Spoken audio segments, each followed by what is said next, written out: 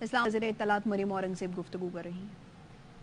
کس طرح اس کی اسپانسرشپ، کس طرح وہ فائنینشلی وائبل کیے جا سکتے ہیں، وہ ان کی ٹرانسمیشن کا آغاز کیا گیا ہے. نیوز بلیٹن نیشنل کے نام سے ایک اسٹوڈیو ہے، اس کا آغاز، اور سب سے اہم ترین آج 12 اسٹوڈیوز کا جو میں دیکھنے آئی تھی کہ ان کی ٹرانسمیشن، جو ٹرائل ٹرانسمیشن چل رہی تھی، وہ کمپلیٹلی مکمل طور پر ایفیشینٹ اور ورلڈ کلاس لیول پر آ چکی ہے. صوت القرآن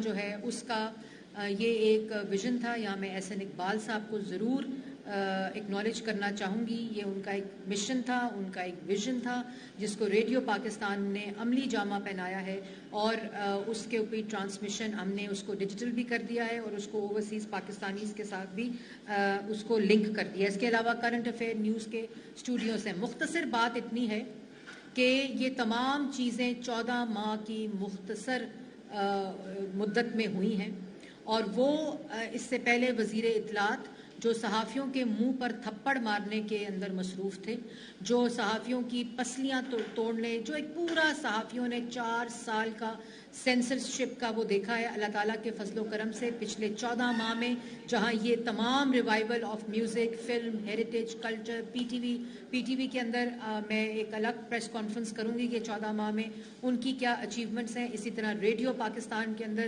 سنیماز کا قیام ہے، ریسرچ سیلز کا قیام ہے. ان تمام اسٹوڈیوز کو یونیورسٹیز کے لیے اوپن کیا جائے گا تاکہ ریڈیو پاکستان وہی پلیٹ فارمز نوجوانوں کو پرووائڈ کرے کہ وہ اپنے اسکل کا، اپنے اندر جو صلاحیت ہے، جو کیپیسٹی ہے، اس کا بھرپور استعمال کرتے ہوئے وہ آج جو ہم سلور اسکرین کے اوپر، آج جو ہم براڈ کاسٹنگ کے اندر، میوزک کے اندر بڑے بڑے چہرے دیکھتے ہیں، وہ ریڈیو پاکستان اور پاکستان ٹیلی ویژن کی پیداوار ہے. اور یہی وہ مقصد ہے، اس کا ریوائول ہے.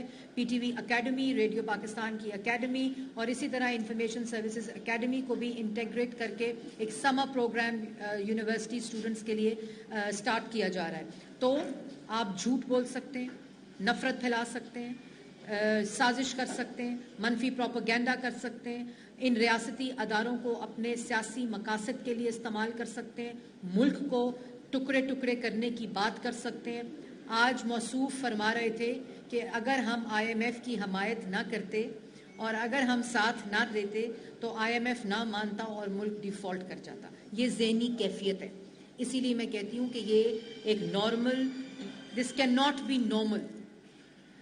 تو یہ چوائس ہوتی ہے کہ آپ یہ سب تخریبی کام کریں، یہ فراڈ کریں، ملک کے ساتھ چوریاں کریں، جھوٹ بولیں، الزامات لگائیں، تانے دیں، تہمت لگائیں، افراتفری پھیلائیں. دوسری طرف آپ ملک کو تعمیر کر سکتے ہیں، اور جب آپ ملک کو تعمیر کرنے کے مشن پہ نکلتے ہیں تو 14 ماہ کے اندر ہیومن رائٹس کے پوائنٹس، ہیومن رائٹس کی جو ریٹنگ ہے پاکستان کی، کل وہ بہتر ہوئی ہے U N human rights report کے مطابق. فچ کی ریٹنگ پاکستان کی اکانومی کے اندر جو آئی ہے وہ بہتری کے انڈیکیٹرز دکھا رہی ہے. آئی ایم ایف پروگرام جو سسپینڈڈ تھا، وائلیٹڈ تھا، خلاف ورزی ہوئی بھی تھی، ملک کو ڈیفالٹ کے دہانے پر چھوڑ کر گئے تھے، اور روز کہتے تھے ملک سری لنکا بنے گا. اللہ تعالیٰ کے فضل و کرم سے اس کو ڈیفالٹ سے نکال کر معیشت کو استحکام دیا ہے. آج انشاءاللہ سٹاف لیول اگریمنٹ کی میٹنگ ہے بورڈ میں. اللہ تعالیٰ سے دعا گو ہیں کہ یہ آئی ایم ایف کے لیے دعا گو نہیں ہے، یہ ملک کی معیشت کے استحکام کے لیے دعا گو ہیں. اور مجھے امید ہے کہ اسی طرح آپ کے پاس چوائس ہو تو آپ فیٹف کی گریڈ لسٹ سے نکل جاتے ہیں، فچ کی ریٹنگ بہتر ہوئی، ہیومن رائٹس کی ریٹنگ بہتر ہوئی، فریڈم آف ایکسپریشن کے انڈیکس سائٹ 7 پوائنٹ بہتر ہوا. تو کیا وجہ ہے؟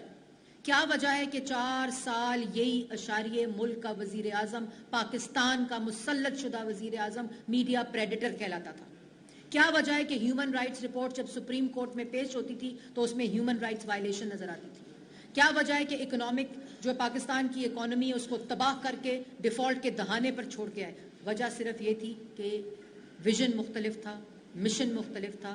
اب ایک تعمیری ویژن ہے جس کے تمام جو نتائج ہیں وہ آج ریڈیو پاکستان میں دیکھنے کو آ رہے ہیں، پاکستان ٹیلی ویژن میں دیکھنے کو آ رہے ہیں، پاکستان کی اکانومی میں دیکھنے کو آ رہے ہیں. اور ہم بہت جلد آپ کو خوشخبری سنائیں گے کہ ریڈیو پاکستان کا سارا آرکائیو پاکستان کی عوام کے لیے، پاکستان کے اندر اور پاکستان کے باہر ڈیجیٹائز کر لیا گیا ہے، اور اس کو آپ کے ٹیلی فونز کے اوپر، جو باہر پاکستانی بیٹھے ہیں، جو پاکستان کے اندر بیٹھے ہیں، آپ کو اپنے فون کے اوپر اس سارے کانٹینٹ کو مہیا کیا جائے گا.